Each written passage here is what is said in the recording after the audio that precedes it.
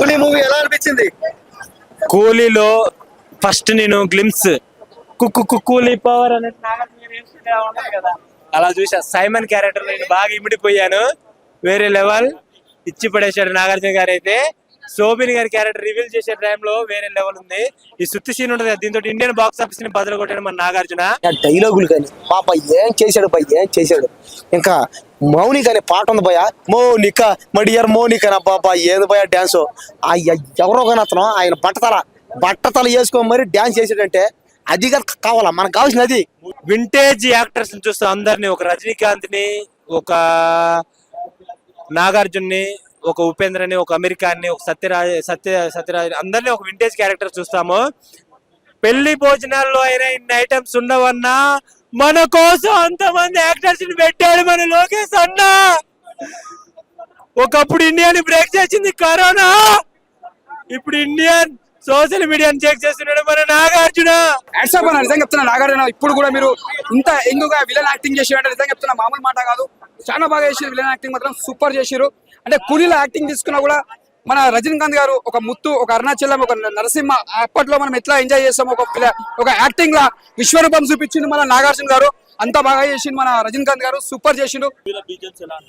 BGM అయితే అనిరుద్ధ్ పోయి అబ్బాయి ఏ వేసాడు పోయి అందరికీ వేసాడు అంతే గట్టిగా అందరికి. అది మ్యాక్స్ సంవత్సరం కోటర్ల ఎలా అందరూ. కానీ నాగార్జున అయితే మేము గెలవం, కానీ నాగార్జున క్యారెక్టర్ మరి లేపరాతగా. నాగార్జున విలన్ సెట్ అయిందా మరి? అయింది కేక బా ఎరగ చేసాడు అంతే. కానీ నేను ఇంకా సూర్యలాగా అంటే రోలెక్స్ లాగా చేస్తాడేమో, అంత క్యారెక్టర్ ఇస్తారేమో అనుకున్నాం, కానీ అంత లేదనమాట. ఆ స్థాయిలో లేదంటారు? ఆ స్థాయి లేదు, కానీ కొద్దిగా విలన్ గా ఎక్కువ ఇచ్చుంటే బాగుంది కాస్త. రజనీకాంత్ గారు కబాలీల కంటే 100 రేట్లు బాగా ఆపడ్డారు. మన ఉపేంద్ర గారు కబ్జా మూవీ కంటే 1000 రేట్లు వింటేజ్ గా ఆపడ్డారు. మన నాగార్జున గారు 26 ఏజ్ ఆయన బ్రో, ఎప్పటికీ బ్రోనే. అఖిల్ చేయికి రిటైర్మెంట్ ఉండదు, నాగార్జునకు ఉండదు.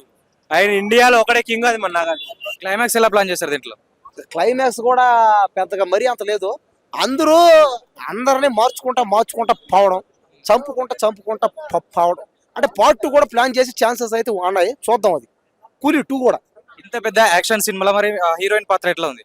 ఇంకా హీరోయిన్ శృతి హాసన, పూజ ఎడ్డేనా ఏం అర్థం కావట్లే అసలు. కాబట్టి సినిమా అంతా చూస్తున్నాం కానీ ఏం అర్థం అయితే కావట్లే. ఏదో అమెరికాను, ఉపేంద్ర అందరూ వచ్చారు చేశారు, ఎవరెవరు క్యారెక్టర్ వాళ్ళు చేసుకొని పోవడం, కానీ ఎలివేషన్ లేవు మరి అంతగా, ఆ లెవెల్ లేవు. అది బాధేసింది కాస్త. బాగా ఇచ్చుంటే హైప్ ఇచ్చుంటే బాగుంది.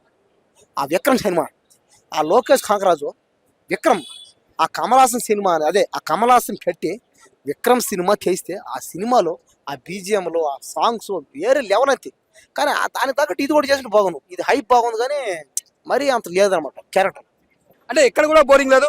నాగార్జున గారు నిజంగా చెప్తున్నా నీ యాక్టింగ్ సూపర్. మన ఇక్కడ ఉపేంద్ర గారు నిజంగా చెప్తున్నా, ఉపేంద్ర గారు కూడా యాక్టింగ్ చాలా బాగా చేసిండు. ఉపేంద్ర గారు సూపర్ చేసిండు. మళ్ళీ ఆమీర్ ఖాన్ గారు అంటే ప్రతి ఒక్క ఆడియన్స్ చాలా బాగా చేసిండు. ఇక్కడ ఎక్కడ కూడా బోరింగ్ లేకుండా ఆమీర్ ఖాన్ గారు కూడా ఇక్కడ బాగా చేసిండు. ఆమీర్ ఖాన్ గారు హ్యాట్స్ ఆఫ్ సార్. నిజంగా చెప్తున్నా ఈ సినిమా రజనీకాంత్ కెరియర్ లో ఇది ఒక బిగ్గెస్ట్ మూవీ అని చెప్పొచ్చు. ఈ ఏజ్ లో కూడా అంటే ఇంత యాక్టివ్ పరంగా చేస్తున్న మామూలు మాట కాదు, ఒక విశ్వరూపం చూపించారు. దీని మ్యూజిక్ మాత్రం అనూప్ ఫారూక్ మ్యూజిక్ నిజంగా సార్ ఈ సినిమా పెద్ద పిల్లర్ అని చెప్పొచ్చు. మ్యూజిక్ మాత్రం చాలా బాగా చేశారు. ఈ సినిమా పెద్ద బ్లాక్ బస్టర్ అని చెప్పొచ్చు. పెద్ద బ్లాక్ బస్టర్ సూపర్.